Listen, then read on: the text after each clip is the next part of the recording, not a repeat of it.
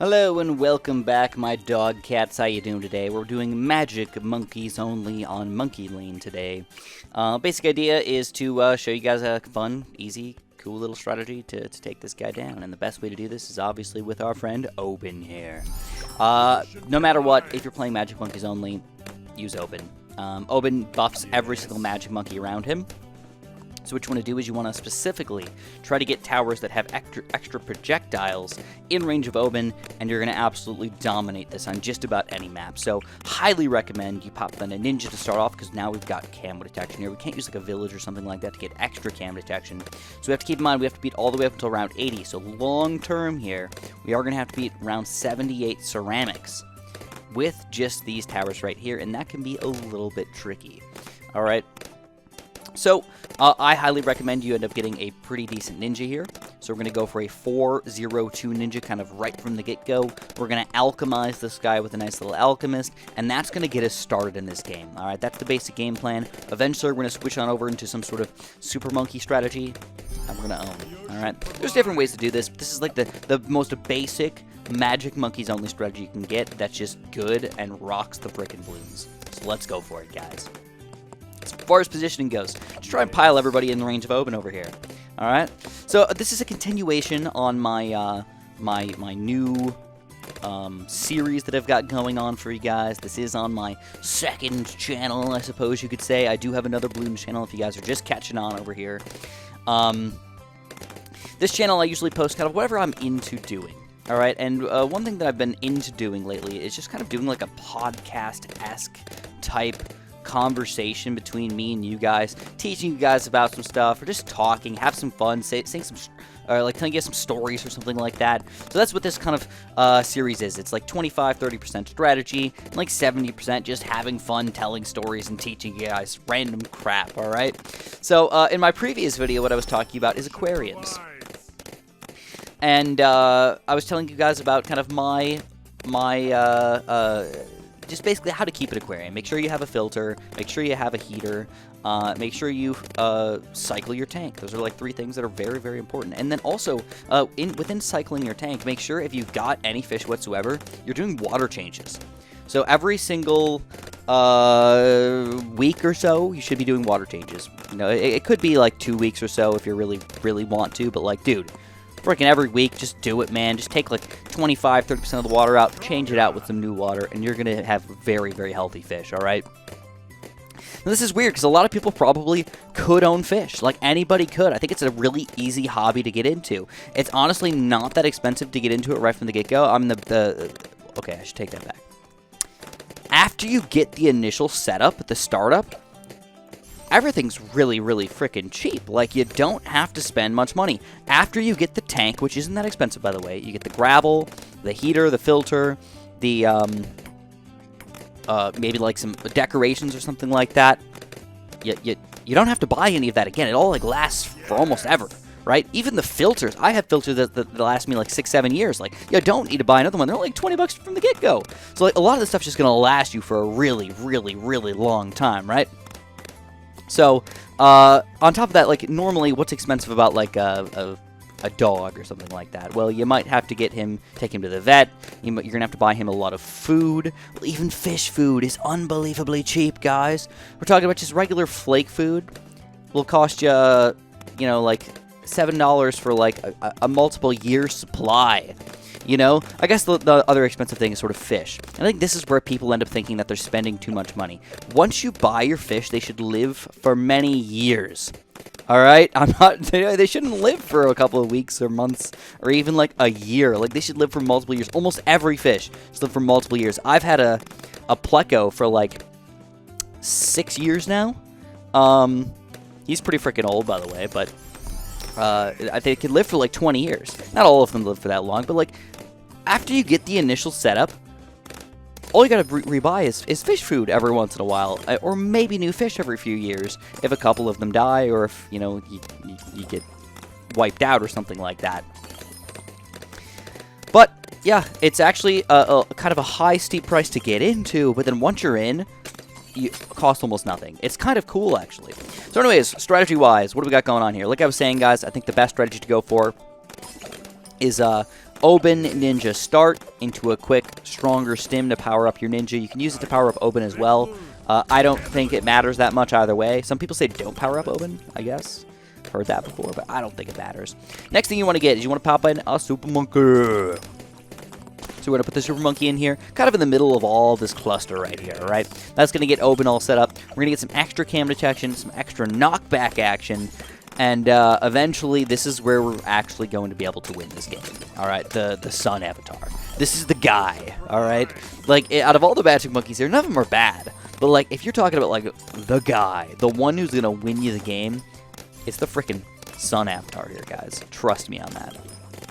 So, in continuation of that, I kind of want to tell you guys a story of something that I tried that went horribly, horribly wrong. This was probably the worst fish tank disaster of all time. It was awful. Straight up awful. So, for the longest time, for forever, I've basically done a regular aquarium with regular gravel, with regular fake plants. I did water changes. My fish have always been happy. I've been good. But for whatever reason, I've been looking at this subreddit called Planted Tanks, alright? And I really like their setups. They use real live plants with usually real live dirt or sand, or even like a dirt with like a gravel top or something like that. And then they just let the plants grow. And the great thing about this is you're supposed to have to do less water changes because the plants are going to soak up a lot of the nitrogen that normally you need to do water changes for. But the plants suck that up, so now you don't need to do as many water changes, which is kind of awesome. Or maybe no water changes at all if you don't have that many fish, depending on the situations. All right. I think that's beautiful. I think that's cool. It's kind of like, you don't have to do water changes in a pond or something like that. Like, everything's got a cycle. Everything just happens, right? It's kind of your basic goal, but you want to control it. So what I decided to do is I was going to do a planted tank, all right? I looked it up. I tried to do as much research as I could, but again, whenever, like, you research something, like, a lot of times you end up in, like, it's not like a well-designed science. You always end up in these, like, weird forums where people are like, no, you should do this. And somebody else is like, well, no, I think you should do this. Somebody else is like, well, you could do that and that, but I think this is the best option. I'm like, well, now what do I do, you know? Like, what do I do out of all three of those options? Like, what's the best thing to do? It's very difficult to know. And they'll say all three of them are correct or all three of them are possible. But then when it comes to that, but doing that times like 10 different things, like what kind of soil do I use? What kind of plant should I put in there? What do I do to all of these guys? When do I put the fish in? Like, all this stuff just ends up being just a giant cluster mess, is the best way to put it. So the one particular thing you want to watch out for here is round 63. Round 63 with Magic Monkeys only is actually pretty difficult unless you get this guy up. So if you're watching your money and you spend too much money on other random stuff, you can't afford it. This Sun Avatar, he'll save the day, but anybody else might not. You're going to have to spam a lot of random wall of fires or something like that to keep yourself alive. I don't know. It would be difficult.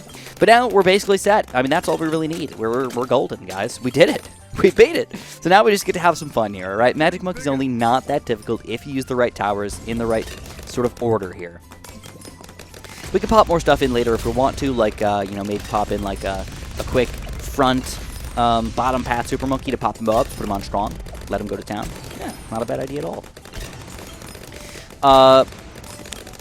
So, anyways, I started to do my own planted tank. I realized that people, what they said was you have to use real dirt. So I decided to use real dirt. I bought Miracle Row soil, basically. They said you have to, like, wash it out, like, frickin' 4 times and, like, dry it out in the sun. So I literally got a tarp outside. I got my bucket. I rinsed this stuff out to get all the, like, random little particles out of it, you know, because you don't want that floating around in the water. I put it on the tarp. I dried it out for days. I did it again, dried it out for days, did it again. So this process just in itself took, like, over a week to try and get my soil set up. Then I tossed the soil in the tank, and what I did was I also bought some seeds. So people always say never buy aquarium seeds. They're not that good. They don't really work the way you think they're going to work, and I'm like, that's probably true, but I don't really need anything amazing. I just kind of want, like, a little bit of a ground cover. It's just cool for me, you know? And I've seen tanks where people do, like, a little ground cover from seeds, and I thought that was just cool. Or I've seen ground cover, well, let's just say that it didn't turn out as I expected. All right, and even worse than I anticipated, even with the warnings that that people have given me. So oh god. So the first thing I did was I started growing these plants, and they actually turned out from the get-go pretty good. Like only maybe 30% of the seeds were growing, but I was happy with that. Like 30%'s fine. I had these little plants growing and everything. It was finally time to fill this tank up with water. So I was like, all right, guys, let's fill this guy up with water. Let's get this all set up. I start filling it up with water. Boom, it's freaking leaking. Are you kidding me? Are you kidding me? It's freaking leaking. No, my life is over. So I had this plant set up, growing this thing for like weeks. I already had the dirt, drying out for weeks, set this thing up, finally put the plants in there with the aquarium, all set up with my nice new light, and then I finally start filling it up with real water, and it's leaking. Suck my freaking balls. Suck my balls. It was one of the worst experiences ever, because then what I did was I had to go outside, I had to empty the entire thing out. Legit. Empty the entire thing out, caulk it all over again, wait a couple days for the caulk to dry, and start all over again. Legit, just kind of, I had the dirt, I kept the dirt, which was good, but all the plants were dead, because I had to move them out, and they didn't really root in fully. They rooted in, like, good enough, but, like, not good enough for me to actually move them out, replant them, or something like that. Like, that just wasn't going to happen. So anyways, I redid it, I started all over again, I popped those seeds in there. This time around, the plants do start growing again, but less of them started to grow for whatever reason. It was still just disastrous. I filled up the water, and I did it very, very, very slowly, like they say. And it doesn't matter how long I waited, the water was cloudy. Always, always cloudy. So some of the first things that I did was I ended up putting some plants I bought from the store in. I just planted them. I took them out of the cups. I put them in the thing. I planted them, and I thought all was good. Oh my god, I'm never going to finish this story in time. I'll try to do the very, very short, abridged version. Basically, all those plants that I brought in from the store, they had ridiculous amounts of parasites, animals and worms and all this other stuff in there that I was not expecting. Literally millions of worms were like growing out of the dirt. There was these weird anemone things that like sting and kill things that were growing everywhere. They had, legit freshwater, like, anemone killer things. It was ridiculous. All this other crap was going wrong. Things were not going well, alright?